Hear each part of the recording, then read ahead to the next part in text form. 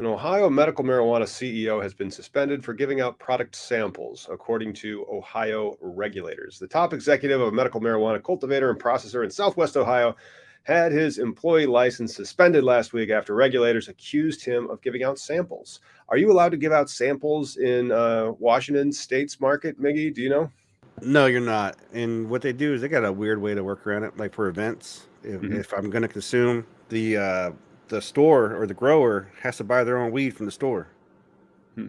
and then they can put it out there. As far as like, at least that's the legal way that the structure was made, which is still Yep. bullshit. You're not allowed to give out samples in Illinois either.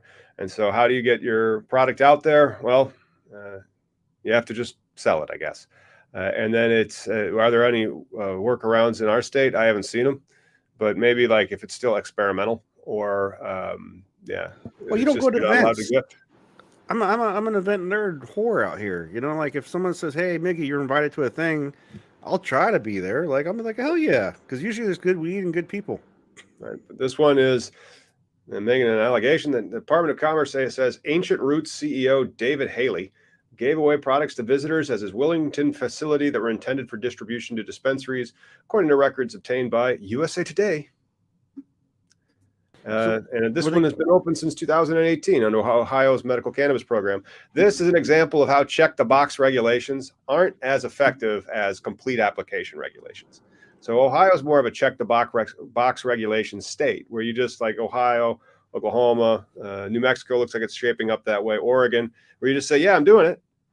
But then Well, you didn't even read it. You didn't have to read it. You didn't have to demonstrate how you're going to comply with it, you know?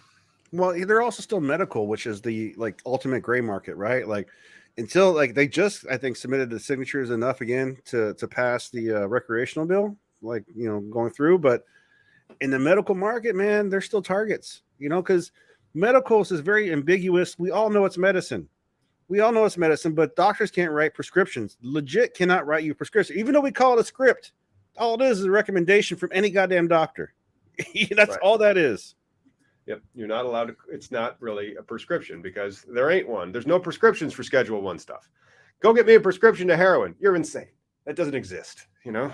Exactly, and that's I think the misnomer where people just like don't understand about as medical goes. All it is an affirmative defense. It's not a law of the land where people are going to respect. I can have all the Viagra I want and be like, oh right, people like respect that, but God forbid I have weed just to maintain the case of the Mondays through Saturdays. Craziness, man.